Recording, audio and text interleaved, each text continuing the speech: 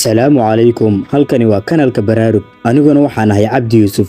Waxaad ku soo dhawaataan barnaamijka Sooyaal xalqadiisa 7.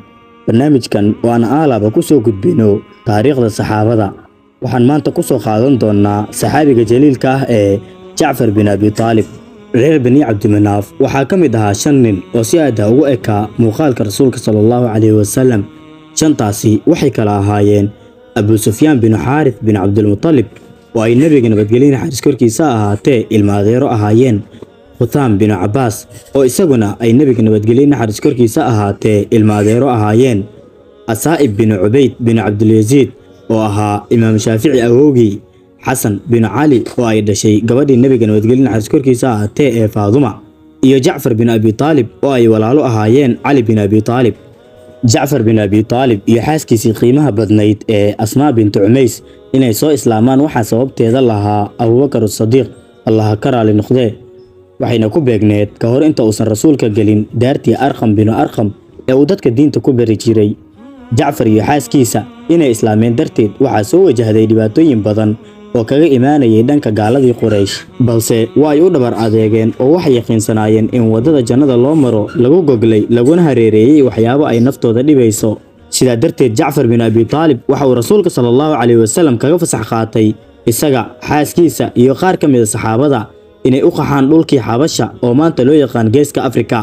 Muhaajiriintii ayaa u ambabaxay dhulka Xabasha waxaana hogaaminayay saxaabiga jaliilka ah ee Jacfar bin Abi Talib.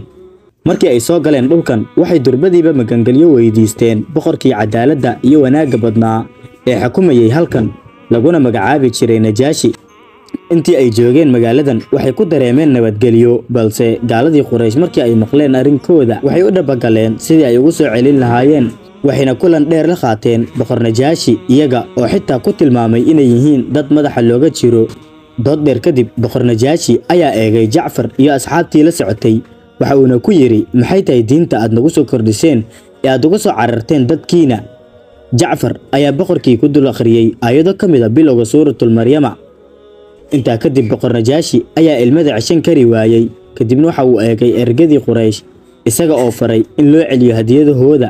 muddo 10 sano kadib Jacfar afadiisa iyo asxaabtii la socotay ayaa ku soo laabtay magaalada Madiina, waxaana soo yaraaday joogistii Jacfar uu joogay dunidan. bilowgii sanadkii 8aad ee hijriyada waxa uu Rasuulka sallallahu alayhi wasallam diyaariyay ciidan la dagaalama ciidamada Ruum, waxa uuna madax uga dhigay Zayd bin Haritha. haddii la dilo waxa uu faray in ciidamada hogaankooda uu qabto Jacfar, haddii Jacfar la dilana waxa qaban doona hogaanka Abdullah bin Rabaah, ayuu yiri Rasuulka sallallahu alayhi wasallam.